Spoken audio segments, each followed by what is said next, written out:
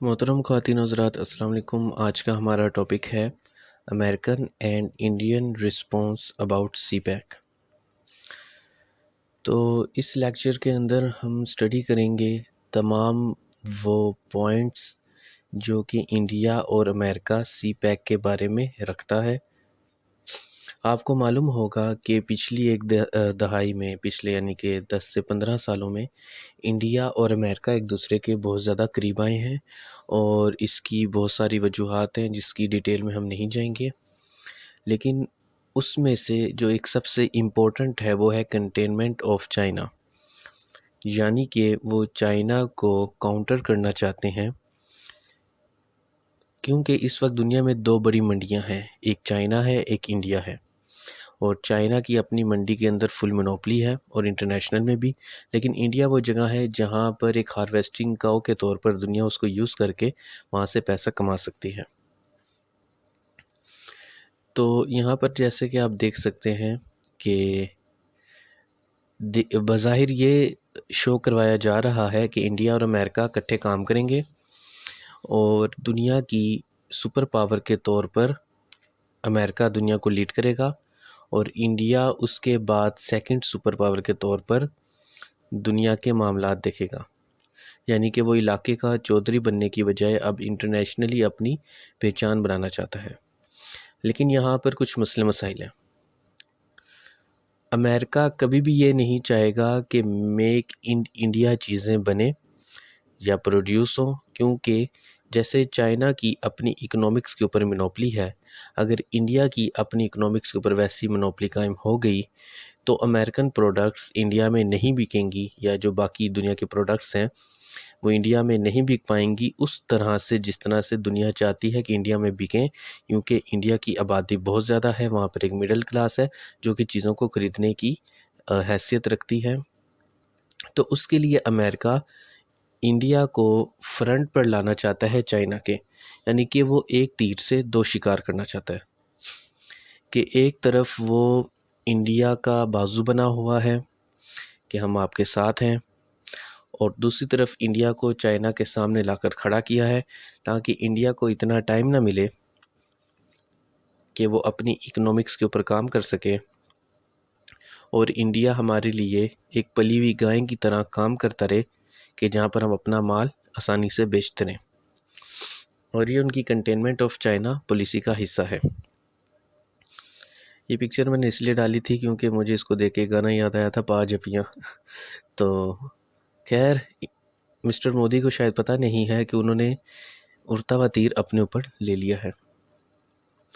तो जहाँ तक बात करें हम इंडिया और इसराइल की, तो जो इनकी आपस में दोस्ती है, इनके ताल्लुकात हैं और कश्मीर में होने वाला जुल्म है और दूसरी तरफ फ़लस्तीन में होने वाला जुल्म है और जिस तरह से उनकी नस्ल कशी की जा रही है और जितनी औरतें अब तक कश्मीर के अंदर रेप हो चुकी हैं, यूनाइटेड नेशंस की रिपोर्ट्स होने के बावजूद अब तक इंडिया के ख़िलाफ़ कार्रवाई नहीं की गई। इसका एक रीज़न ये भी है कि दुनिया के लिए इंडिया एक बहुत बड़ी मंडी है जहाँ पर वो अपना सामान बेच सकते हैं। तो खौफ और लालच, ये दो इमोशंस होते हैं जो अक्सर इंसान को कंट्रोल करते हैं। तो इस वक्त दुनिया लालच में है कि उनका माल ज़्यादा से ज़्यादा बिके, ज़्यादा से ज़्यादा पैसे कमाए।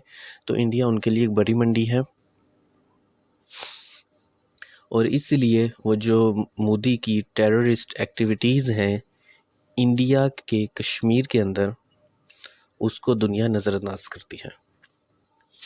कंटेनमेंट ऑफ चाइना पॉलिसी के तहत अमेरिका ने इंडिया को आगे लाना था चाइना के और कंटेनमेंट ऑफ रशिया पॉलिसी के तहत यूक्रेन को आगे लाना था रशिया के। तो रशिया ने यूक्रेन की फैंटी बिल्कुल वैसे ही लगाई है जैसे कि चाइना ने इंडिया की फैंटी लगाई थी। गोली चलाए बगैर सिर्फ मुक्के और लातों का इस्तेमाल करके इंडियन फ़ौजियों को काफ़ी अच्छा सबक सिखाया था, उनकी काफ़ी अच्छी दुर्गत बनाई थी। और रशिया चूँकि चाइना की निस्बत ज़्यादा अग्रेसिव है तो उसने तो यूक्रेन पर बाकायदा हमला ही कर दिया। रशिया और चाइना, अगर हम इन दोनों को स्टडी करें तो 2 बफर जोन्स हैं। वो 2 बफर जोन अगर ये क्रॉस कर लेते हैं तो ये समुंदर की जो ट्रेड है उसके ऊपर अपनी मोनोपोली कायम कर सकते हैं। रशिया को क्रॉस करना है यूक्रेन को, अमेरिका ने यूक्रेन को उसके सामने कर दिया। चीन ने क्रॉस करना है पाकिस्तान को, तो वो पाकिस्तान को बफर जोन बनाना चाहते हैं, यहाँ पर किसी भी तरीके से जंग लाना चाहते हैं। और आज की जो पाकिस्तान की पॉलिटिकल कंडीशंस हैं, आप उससे इन बातों को लिंक करके काफ़ी अच्छे तरीके से मामलात को सोच सकते हैं। तो अब इन दोनों ने किसी भी तरीके से सी पैक को नाकाम करना है ताकि अमेरिका दुनिया के ऊपर अपनी मोनोपोली कायम कर सके और इंडिया उससे ज़्यादा फ़ायदा उठा सके। इसीलिए उन्होंने क्वाड भी बनाया। क्वाड में क्या है? इंडिया है, ऑस्ट्रेलिया है, अमेरिका है और जापान है। अमेरिका ने कहीं क्वाड बनाए हुए हैं, उनमें से ये क्वाड है, जिसका मेन मकसद साउथ चाइना सी के अंदर अपनी मोनोपोली कायम करना है और चाइना के ऊपर ज़्यादा से ज़्यादा प्रेशर बिल्ड करके, उससे मेंटली तौर पे डिस्टर्ब करके उसकी इकोनॉमिक्स को एक कैंडे में लाना है, कंट्रोल में लाना है, ताकि उसकी जो तरक्की की रफ्तार है वो स्लो हो सके।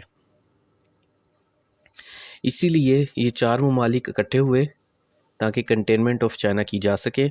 और इसके अलावा उस रिपोर्ट के अंदर ये भी लिखा था कि हम रूस के ख़तरे से भी बाकायदा तौर पर आगाह हैं और चाइना को हम भूले नहीं हैं, और कंटेनमेंट ऑफ चाइना की जाएगी और रूस को भी गर्म पानी से रोका जाएगा ताकि जो तिजारत है उसके ऊपर वेस्ट की मोनोपोली कायम रह सके। तो इसके अंदर जो चाइना की पॉलिसी है वो ये है कि वो ट्रेड करता है, वो ट्रेड पार्टनरशिप करता है। तो उसने क्या किया? उसने गवादर के ऊपर इन्वेस्टमेंट की। जब गवादर को डिस्टर्ब किया गया और सी पैक को स्लो किया गया, तो उसने अल्टरनेटिव के तौर पर अफ़गानिस्तान और ईरान के अंदर इन्वेस्टमेंट कर दी। अफ़गानिस्तान के अंदर भी $1 बिलियन की इन्वेस्टमेंट का ऐलान कर दिया और $400 बिलियन की इन्वेस्टमेंट की एग्रीमेंट ईरान के साथ कर लिया। हमारा तकरीबन 65 to 70 बिलियन डॉलर का प्रोजेक्ट है सी पैक, और ये गेम चेंजर है। तो सोचें $400 बिलियन का क्या होगा। यानी कि उसने सिर्फ ये दिखाना चाहा है कि अगर पाकिस्तान नहीं तो हमारे पास और भी ज़्यादा अल्टरनेटिव्स मौजूद हैं। तो पाकिस्तान को चाहिए कि इसके ऊपर फोकस रहे, इसको जल्दी से अपने हक में रखते हुए कंप्लीट करे और इससे ज़्यादा मुनाफा हासिल करके, टैक्सेस की मद में पैसा हासिल करके ज़्यादा से ज़्यादा पैसा कमा सके। तो इस पिक्चर के अंदर जैसे आपको दिखाया गया है कि एक कोल्ड वार को ख़त्म करके अब अमेरिका दूसरी कोल्ड वार के चक्कर में है। पहले उसने रशिया के साथ कोल्ड वार की, उसमें उसके साथ पाकिस्तान था। पाकिस्तान की जियोपॉलिटिकल लोकेशन को आप नज़रअंदाज नहीं कर सकते। पाकिस्तान को अल्लाह ताला ने ऐसी जियोपॉलिटिकल लोकेशन दे दी है कि उसके बगैर वर्ल्ड ऑर्डर अच्छे तरीके से कायम ही नहीं हो सकता। वर्ल्ड ऑर्डर एक पूरी टर्म है, आप उसको अलग से स्टडी कर सकते हैं, लेकिन पाकिस्तान के अलावा दुनिया का वर्ल्ड ऑर्डर अच्छे तरीके से इस्टेब्लिश नहीं हो सकता। ऐसी जियोपॉलिटिकल लोकेशन है पाकिस्तान की। तो इसीलिए वो पाकिस्तान के ख़िलाफ़ प्रोपोगेंडा कर रहे हैं कि चाइना पाकिस्तान को खा जाएगा, कॉलोनी बना लेगा वगैरह वगैरह। और उसके पीछे मकसद क्या है कि जो अमेरिका चीन के साथ अपनी कोल्ड वार स्टार्ट करना चाहता है। तो जो ये चाइना और अमेरिका की कोल्ड वार की जो टसल है, इसी के नतीजे में सी पैक के ऊपर बहुत ही ज़्यादा प्रोपेगेंडा किया जाता है। और इसी कोल्ड वार में जो अमेरिका है वो इंडिया को अपना इत्तेहादी बनाकर इस्तेमाल कर रहा है, और वो किसी भी तरीके से चाहता है कि इंडिया और पाकिस्तान की जंग छिड़ जाए, बेशक महदूद पैमाने पर, जिससे इंस्टेबिलिटी आ जाए या किसी भी किस्म की इंस्टेबिलिटी पाकिस्तान में आ जाए, चाहे वो पॉलिटिकल हो, चाहे वो आर्मी कॉन्फ्लिक्ट हो, किसी भी किस्म की, ताकि सी पैक को जितना डिले किया जा सकता है किया जा सके। और ये प्रेशर गेम है, जो इसमें ज़्यादा प्रेशर सस्टेन करेगा वही इसको जीत लेगा।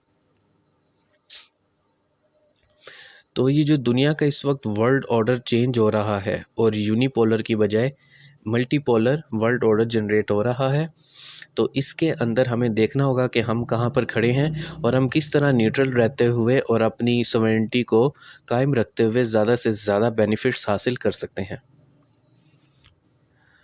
तो जैसे मैंने आपको बताया, कंटेनमेंट ऑफ चाइना पॉलिसी के तहत इंडिया को पुश करते हुए अमेरिका ने चाइना के आगे खड़ा कर दिया। मेरे ख्याल से वो देखना चाहता था कि इंडिया में कितना दमखम है। क्या मोदी हमेशा भड़के ही मारता है जैसे कि वो मारता रहता है, चवलियाँ भड़कें, या फिर उसमें वाकई दमखम है कि वो चाइना से लड़ सकता है? क्योंकि पाकिस्तान तो उसके मुकाबले में एक छोटा सा मुल्क है, तो वहाँ तो वो ये भी कह सकता है मार देंगे, ये कर देंगे, लेकिन असल देखना ये है कि अपने से ताकतवर मुल्क चीन के आगे क्या वो खड़ा हो सकता है? तो उसने बहुत ज़्यादा फेंटी खाई और चीन ने उसको अच्छा सबक सिखाया। हाँ, तो इंडिया और अमेरिका पाकिस्तान के साथ इतने मुखलिस हैं, वो पाकिस्तान को अपना छोटा भाई मानते हैं, पाकिस्तान से इतनी मोहब्बत करते हैं कि उनको डर है कि कहीं पाकिस्तान कर्जा अदा ना कर सके और चाइना के हाथों बिक ना जाए। ये उनकी मोहब्बत की इंतहा है पाकिस्तान के लिए। लेकिन दूसरी तरफ जब मौका मिले तो पीठ में छुरा घोंपना नहीं भूलते। दूसरी तरफ वो ये कहते हैं कि जो चाइना का कर्जा है वो पाकिस्तानी मईशत को तोड़ कर रख देगा, और पाकिस्तानी अवाम और हुकूमत के पास इतना पैसा नहीं होगा कि वो कर्ज़ की अदायगी कर सके, जिसकी मदद से जो पाकिस्तान के इम्पोर्टेंट एरियाज़ हैं उनको चाइना 100 साल के लिए लीज़ पे ले लेगा, और जो पाकिस्तान है वो चाइना की एक कॉलोनी बन जाएगा। और ये एक ऐसा कर्ज़ा होगा कि जिसको पाकिस्तान कभी भी उतार नहीं सकेगा, और उसको नाम दिया गया है बेल्ट एंड रोड इनिशिएटिव, और उसमें जो पाकिस्तान के साथ उनका कॉन्ट्रैक्ट है वो सी पैक है। यानी कि पहले कर्ज़ा दिया जाएगा, वो कर्ज़ा अदा नहीं कर सकेंगे तो वो अपने जो इलाके हैं वो लीज़ पर दे देंगे ताकि कर्ज़े की अदायगी हो सके, और इस तरह से जब वक्त गुज़रता जाएगा वो वहाँ पर और मजबूत होते रहेंगे और वहाँ पर अपनी हुकूमत या अपनी एक शैडो गवर्नमेंट कायम कर लेंगे। ये इंडिया का कहना है, अमेरिका का कहना है। वो अमेरिका जो कि खुद मुसलमान ममालिक पर बम मारता है, आज वो बहुत ही ज़्यादा पाकिस्तान की हमदर्दी के लिए सामने आ गया है। तो ये एक डेब्ट ट्रैप है, जैसे कि आपको बार बार बताया जा चुका है कि हमारे पास इतने पैसे ही नहीं होंगे कि हम अपना कर्ज़ा अदा कर सकें। लेकिन मेरे ख़्याल से ये पार्टनरशिप प्रोग्राम है, फ्लैगशिप प्रोजेक्ट है, जिसमें जब चाइना अपनी कीमत पूरी कर लेगा तो वो फिर जो प्रोजेक्ट्स होंगे वो पाकिस्तान उनको खुद चलाना शुरू कर देगा, जिसकी मिसाल हमारे पास ऑरेंज ट्रेन है जो कि लाहौर में है। तो बस यही थ्योरी दी जाती है कि पाकिस्तान को जकड़ लिया जाएगा, उसके कर्ज़े बढ़ा दिए जाएंगे, वो कर्ज़े की अदायगी कैसे करेगा, पाकिस्तान मुल्क बिक जाएगा। तो इस तरह का प्रोपेगेंडा हमको सुनने को मिलता रहता है। और ये ऐसा प्रोजेक्ट है सी पैक जो कि दिखने में बहुत अच्छा है, लेकिन असल में उसके अंदर एटम बम और हाइड्रोजन बम छुपे हुए हैं जो कि उस वक्त फटेंगे जब के प्रोजेक्ट कंप्लीट हो चुका होगा, और तब पाकिस्तान को पता चलेगा कि उन्होंने आखिर अपने साथ क्या कर लिया। लेकिन हाँ, और इसकी जो मिसाल है वो इस वक्त श्रीलंका इकोनॉमिक क्राइसिस है कि श्रीलंका ने गलत फ़ैसले किए, और जो हम्बन टोटा उनकी पोर्ट जो है, उनकी बंदरगाह है, जो उनका पोर्ट है, वो चाइना ने लीज़ पर ले लिया है। और वो इतनी इम्पोर्टेंट लोकेशन के ऊपर है जियोपॉलिटिकली कि शायद आप अंदाज़ा नहीं लगा सकते, क्योंकि जो ऑयल की ट्रैफिकिंग है इंडोनेशिया, मलेशिया, जापान और चीन की तरफ और बाकी उस साइड के ममालिक की तरफ, तो सारी उस तरफ से होकर गुज़रती है। तो चाइना ने यहाँ पर अपना पंजा गाड़ लिया है। तो जो श्रीलंका का इकोनॉमिक क्राइसिस है कि वहाँ पर एग्ज़ाम देने के लिए बच्चों के पास पेपर तक मौजूद नहीं थे, वो इसकी एक मिसाल के तौर पर पेश किया जा सकता है। और उनके पास खाना नहीं है, यानी कि एक वक्त का मुश्किल से खाना उनके पास, फूड इमरजेंसी श्रीलंका में है, क्योंकि वो बिल्कुल ही इनकी इकोनॉमिक्स कोलैप्स कर रही है। लेकिन पाकिस्तान एक मुख्तलिफ मुल्क है, पाकिस्तान एक बहुत बड़ा मुल्क है, पाकिस्तान के पास अपनी एग्रीकल्चर भी है और अपनी एक महदूद इंडस्ट्रीज़ भी हैं। अगर हम फोकस करें और मेहनत करें तो हम इस दुनिया में बहुत आगे जा सकते हैं। और दूसरा, हमारे पास स्ट्रॉन्ग मिलिट्री है, जैसे मैं पिछले लेक्चर में बता चुका हूँ कि हम कोई बनाना रिपब्लिक नहीं है, या फिर हम श्रीलंका की तरह कोई छोटा मुल्क नहीं है। हमारे पास तो आर्मी के अंदर ऐसे ऐसे जवान मौजूद हैं जो कि मरना पसंद करेंगे लेकिन ग़ुलामी बर्दाश्त नहीं करेंगे। उसके अलावा हमारे पास दुनिया की बेहतरीन इंटेलिजेंस एजेंसी है, जिसे दुनिया ISI के नाम से जानती है। और जो कि खुद को दुनिया की टॉप क्लास एजेंसी के तौर पर, नंबर 1 एजेंसी के तौर पर कई दफ़ा साबित कर चुकी है। इसके अलावा हमने हाल ही में टेररिज्म के ख़िलाफ़ बहुत ज़्यादा कामयाबियाँ हासिल की हैं। तो हमारी फ़ौज तो एक्टिव है, वो तो तैयार है हर किस्म के ख़तरे से निपटने के लिए। तो बस ये था कि चाइना और अमेरिका का जो आर्गूमेंट था वो मैंने आपको बता दिया। उसके पीछे जो पॉलिसी है वो कंटेनमेंट ऑफ चाइना पॉलिसी है, वर्ल्ड ऑर्डर की पॉलिसी है कि अमेरिका को स्टिल सुपर पावर बरकरार रखा जाए। लेकिन जो पाकिस्तान है और जो सी पैक है वो हमारे लिए बहुत ज़्यादा ज़रूरी है। हम तो सिर्फ अपने गवादर शहर को डेवलप करके अपना सारा कर्जा उतार सकते हैं और टूरिज़्म की मदद से, तो इसमें ऐसी बात कुछ भी नहीं है। तो ये आज का लेक्चर था। मैं उम्मीद करता हूँ कि आपको आज का लेक्चर पसंद आया होगा। तो चैनल पर बार बार आने के लिए और वीडियोस देखने के लिए आप सभी लोगों का बहुत बहुत शुक्रिया।